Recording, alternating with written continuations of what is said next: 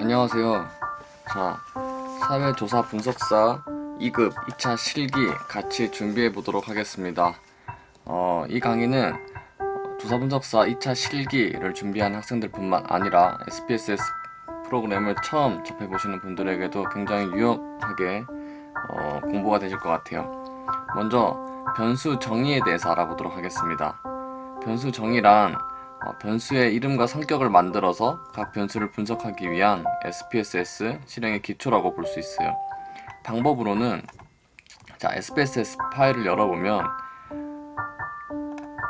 이런 창이 있습니다. 이런 창이 있는데 아래 맨 왼쪽에 보시면 여기 데이터 보기와 변수 보기가 있죠. 이걸 활용을 할 건데 먼저 보시면 데이터 보기를 누르시면 이렇게 변수라는 게 보일 거예요. 근데 저희는 데이터 보기에서 작업하는 게 아니라 이 변수 보기에서 작업을 할 겁니다. 변수 보기를 보시면 위에 이름, 유형, 너비, 소수점 이하 자리 이렇게 있죠. 이것들을 다 지정을 해주는 게 하나의 변수를 만드는 거예요. 그래서 이름, 유형, 너비, 이 셀 하나의 셀이라 그래요. 이 셀에 하나를 입력하게 되면 변수 하나가 완성이 되고, 또 두 번째 이름, 유형, 너비를 완성하게 되면 두 번째 변수가 완성이 되고, 세 번째, 네 번째 이런 식으로 변수들이 완성이 되게 됩니다. 옆에 보시는 코딩 가이드 보이시죠? 코딩 가이드처럼 실기 시험을 치러 가시면 이런 코딩 가이드 북을 시험지로 나눠 주게 됩니다. 저희는 이걸 받아보게 되고 이거 그대로 이 창에다가 SPSS 프로그램 창에다가 입력을 하시면 돼요. 가장 먼저 변수명이 보이시죠? 변수명은 ID, 젠더, 타입 이렇게 있습니다. 이건 SPSS 프로그램에서 이름으로 보시면 될 것 같아요. 이 이름 입력은 어떻게 하는 거냐? 변수 보기 창에서 이름에 입력하는 칸과 코딩 가이드의 변수명의 칸에 적힌 이름이 서로 똑같이 입력되어 있는지 확인하시면 됩니다. 여러분들이 입력을 하시면 돼요. 이름이 서로 같지 않다면 코딩 가이드를 참고해서 변수 보기 창의 이름에 직접 수정 입력하시면 될 것 같습니다.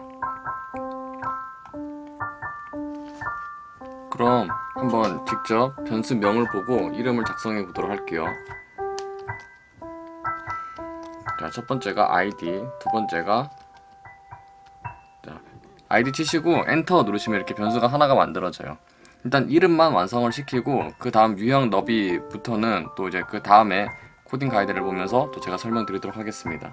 계속하면 첫 번째 변수명은 ID, 두 번째는 젠더, 세 번째는 타입, 네 번째 변수명, 다섯 번째, 여섯 번째, 일곱 번째, 여덟 번째. 이렇게 방금 제가 처음에 특수문자 대각선 같은 게 왔었죠. 주의하셔야 될 게 변수명을 입력하실 때 주의할 점이 몇 가지가 있는데 변수 이름 첫 부분에 특수문자는 사용할 수가 없어요. 그리고 또 변수 이름은 짧을수록 좋습니다. 이렇게 ID, 젠더, 타입처럼. 마지막 세 번째로는 한글, 영문 둘 다 가능하고 이때 대소문자는 구별하지 않습니다. 계속 해볼게요. 아홉 번째, 열 번째. 여기까지 이름을 입력했습니다. 변수명 보면서 입력을 했죠. 다음으로는 여기 유형을 입력하도록 하겠습니다. 이 유형이라는 것은 우리가 만드는 변수의 성격이 숫자로 되어 있는지 점으로 되어 있는지 등을 설정하는 건데요. 이 변수 유형에는 어떤 것이 있느냐, 여기를 클릭해 보시면 점점점 나와 있는 게 있죠. 이걸 눌러 보시면 어떤 유형이 있느냐, 숫자, 콤마, 점, 지수표기법 이런 것들을 할 수 있어요. 그런데 사회조사 분석사 실기 시험에서는 이 숫자와 문자 두 가지가 가장 많이 나오기 때문에 두 가지 중에서 변수 유형을 설정하시면 될 것 같습니다. 이 숫자는 어떨 때 사용하느냐 먼저 설명드릴게요. 예를 들어 저희 코딩 가이드를 보시면 학력 변수는 1. 고졸 이하, 2. 전문대졸, 3. 대졸, 4. 대학원졸로 설정이 되어 있죠. 이때 학력 변수는 내가 만약 고졸 이하다 그럼 1번이라고 체크를 할 것이고, 만약 전문대졸이다 하면 2번으로 체크를 할 거겠죠. 그래서 학력 변수는 총 1, 2, 3, 4 이 중에서 하나를 설정하게 되는 숫자 변수라고 할 수 있어요. 이때는 학력 변수 셀을 대화 상자 방금 지금처럼 변수 유형을 클릭한 이후에 숫자를 선택하시고 확인을 누르시면 되겠죠. 자, 코딩 가이드를 보면서 마찬가지로 이렇게 숫자인 경우에는 숫자, 아닌 경우에는 문자를 선택하시면 될 것 같아요. 문자는 이렇게 코딩 가이드에 나와 있는 것처럼 1, 2, 3, 4 숫자로 내가 응답자가 적는 경우가 아니라, 예를 들어 기타 또는 개선 사항을 서술하시오 라는 문장이 있을 수 있죠. 이때는 사람들이 자유롭게 기술할 수 있게 되겠죠. 그래서 숫자로 된 답변이 아니라 자유롭게 서술하고 기술하는 답변을 할 때에는 그럴 경우에도 SPSS로 기입해야 되기 때문에 이때는 그 문자로 체크를 하시면 될 것 같아요. 코딩 가이드를 보시면 저희는 다 숫자로 이루어진 변수이기 때문에 10가지 변수 모두 유형의 숫자로 표시하도록 하겠습니다. 자, 다음은 너비 설명드릴게요.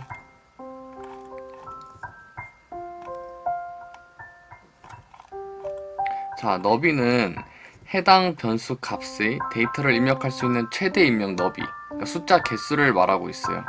자, 예를 들어 첫 번째 변수명인 id를 보시면 코딩 가이드에서 변수값의 설명이 세 자리 숫자라고 하고 있죠. 이는 1부터 세 자리 숫자라고 하면 최대 999까지 숫자를 입력할 수 있죠. 이렇게 끝까지 세 자리를 적을 수 있다는 거고, 이때 너비 입력에도 3이라고 입력하면 데이터 값의 최대 너비는 3이 되는 겁니다. 자, 그럼 저희는 어떻게 할 수 있을까요? 변수값의 설명을 보시면 최대 너비까지는 8이에요. 여기 기본값은 8인데 그럼 최대는 8까지 적을 수는 있어요. 하지만 저희가 보면 8로 이렇게 놔두셔도 되고, 아니면 첫 번째 ID 같은 경우에는 3개, 3, 숫자 3이라고 해도 되겠죠. 왜냐면 숫자는 3개까지 들어가기 때문에. 나머지는 이렇게 보시고, 예를 들어 젠더 같은 경우에는 1번 아니면 2번이기 때문에 최대 너비는 1이겠죠. 하지만 그냥 여유롭게 8 이렇게 놔두셔도 될 것 같아요. 이 너비의 의미를 설명드리기 위해서 말씀드린 거고, 기본 디폴트 값인 8로 두셔도 상관없을 것 같습니다. 자, 이제 소수점 이하 자리 설명드릴게요. 소수점 이하 자리는 말 그대로 우리가 데이터 값을 입력을 했을 때 그 숫자가 소수점 몇째 자리까지 표시할 것인지를 보여주는 겁니다. 예를 들어 젠더를 보시면 소수점 둘째 자리까지 표시하려고 한다면, 만약에 소수점 이하 자리 셀에서 숫자를 2로 변경하면 돼요. 그래서 젠더에 지금 2 되어 있죠. 다 기본값이 있는데, 이럴 경우에는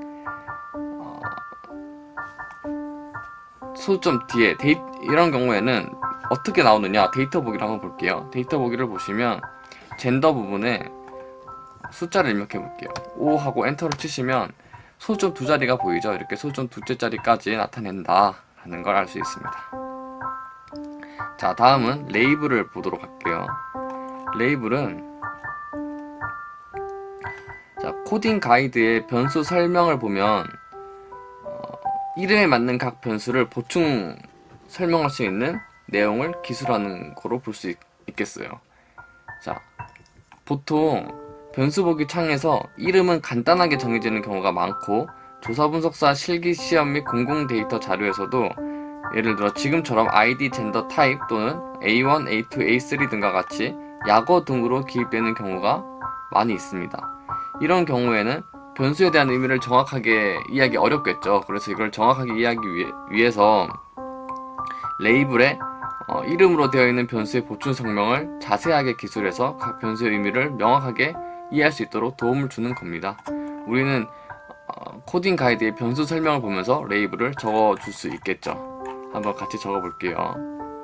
자, id라는 거는 이걸 보충 설명해주는 내용이 변수 설명을 보시면 설문지 번호라고 나와 있습니다. 그리고 젠더는 성별이라고 설명해주고 있고요. 타입은 장애 유형이라고 합니다. 그리고 네 번째 변수는 학력, 그리고 발생 연도, 발생 시기, 우울,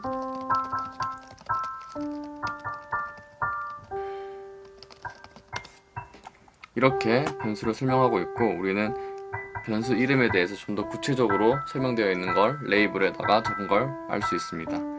다음은 값 설명드릴게요. 자, 값은, 여기에 나와 있는 값은 변수값이라고도 해요. 그래서 이 값은 범주형 자료, 명목 척도나 서열 척도와 같은 범주형 자료일 경우에 많이 사용을 하게 됩니다. 구체적으로 숫자에 대한 의미를 설명해주는 것이죠. 자, 학력 변수를 보시면 1. 고졸 이하, 2. 전문대졸, 3. 대졸, 4. 대학원졸로 되어 있죠. 즉 학력 변수는 1, 2, 3, 4 숫자 중 하나로 구성되어 있습니다. 또 같은 말로 학력 변수는 고졸 이하를 1, 전문대졸을 2, 대졸을 3으로, 대학원졸을 4로 코딩했다고 볼 수 있어요. 이때 1, 2, 3, 4 각각의 숫자의 의미를 기입하는 것이 값 입력이다, 이렇게 이해할 수 있겠습니다. 자, 한번 같이 한번 적어볼까요? 자, 첫 번째 id, 설문지 번호라는 이 변수는 그냥 세 자리 숫자이기 때문에 딱히 숫자에 대한 의미가 부여되지 않았습니다. 자, 젠더를 보시면 젠더는 1 남자 2 여자이죠. 이때 값을 누르시고 오른쪽 옆에 있는 이걸 누르시면 설정하시면 됩니다. 값은 자, 숫자 1, 1에 대한 어떻게 부여했느냐, 남자라고 했습니다. 그리고 추가를 누르시고요. 자, 두 번째 숫자 2는 여자라고 부여했습니다. 코딩했습니다. 자, 추가하시고 확인 누르시면 이렇게 나와 있는 걸 볼 수 있어요. 자, 다시 한번 확인해 보시면, 누르시면 이렇게 되어 있죠. 1 남자 2 여자로. 자, 마찬가지로 타입도 여기서 해볼게요. 자,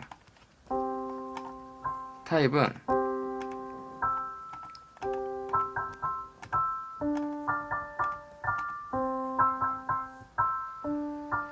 자, 1은 신체 외부 장애로 코딩이 되어 있고, 숫자 2는 신체 내부 장애라고 코딩되어 있습니다.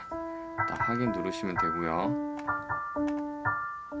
자, 학력 변수는 1은 고졸 이하로 코딩이 되어 있고, 2는 전문 대졸 코딩이 되어 있고, 대졸, 3은 대졸, 4는 대학원졸이라고 코딩되어 있습니다. 그리고 다섯 번째와 여섯 번째 변수는 그냥 네 자리 숫자예요. 그래서 각각 1번부터 2번, 3번 이런 숫자에 대한 코딩이 구체적으로 되어 있진 않아요. 자, 그리고 우울부터는 코딩이 이렇게 되어 있습니다. 자, 1 숫자는 매우 낮음, 우울이 매우 낮다라는 거겠죠. 그리고 숫자 2는 낮음, 3은 보통, 4는 높음, 매우 높음, 이렇게 코딩되어 있는 것을 확인할 수 있습니다. 이때 지금 우울부터 스트레스, 공격성, 자아, 탄력성이 숫자가 1번부터 5번까지 다 같은 매우 낮음, 낮음, 보통, 높음, 매우 높음으로 되어 있죠. 이럴 때는 여기에 복사, 오른쪽 클릭하시면 복사라는 게 있어요. 그래서 스트레스에도 걷다 눌려서 똑같이 붙여넣기, 또 붙여넣기를 하시면 다 같이 나와 있는 걸 확인할 수 있습니다. 자, 같죠? 공격성도 같죠? 자아 탄력성도 같습니다. 이제 결측값 설명드리겠습니다. 결측값이란 각 변수에 해당하는 값, 변수값 이외의 다른 숫자의 값으로 분석에 방해가 되기 때문에 그 값을 결측값으로 입력해서 올바른 분석할 수 있도록 하는 것입니다. 예를 들어 코딩 가이드북을 보시면 젠더, 성별 변수는 변수값이 1 또는 2로 되어 있습니다. 만약 이러한 숫자가 아닌 3이 입력되어 있다면 이 3을 오류값이라 하며 이를 결측값 처리해야 합니다. 이러한 경우에 해당 숫자 3에 별도의 숫자, 예를 들어 코딩 가이드에 나와 있다면 그 결측값 숫자를 적어주시는 거고, 또는 구두점 찾아서 직접 데이터를 찾아서 구두점으로 표시를 해서 결측값 처리를 할 수 있습니다. 자주 사용되는 결측값 처리 값은 코딩 가이드에 나와 있는 것처럼 구 또는 99 또는 999, 그러니까 999라고 이렇게 입력을 하게 됩니다. 결제값 처리는 어디서 하느냐? 자, 코딩 가이드를 보시면서 같이 한번 해볼게요. 코딩 가이드를 보시면 출생연도 장애 발생 시기가 결제값이 99로 되어 있습니다. 그럼 출생연도와 장애 발생 시기는 99로 입력해야 되는데 이 결제값을 눌러보시면 이 셀을 눌러보시면 마찬가지로 오른쪽에 이게 있죠.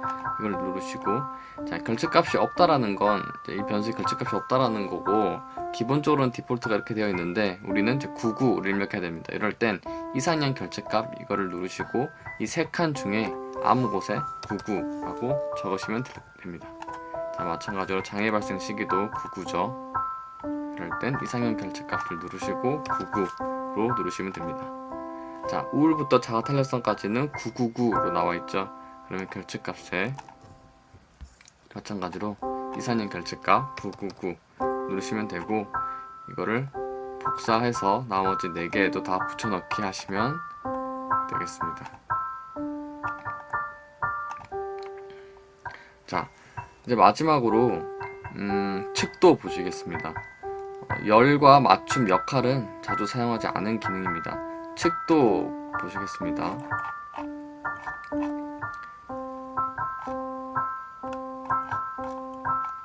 자, 이 측도는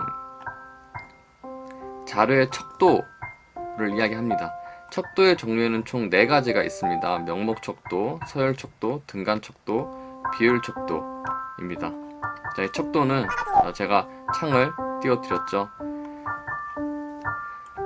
자, SPSS 자료에서는 척도를 눌러보시면 자, 이렇게 척도, 순서, 명목 3가지를 설정할 수 있도록 나와 있습니다. 자, 이 척도 SPSS에서의 척도는 등간 척도와 비율 척도, 순서는 서열 척도, 명목은 명목 척도로 보시면 될 것 같습니다.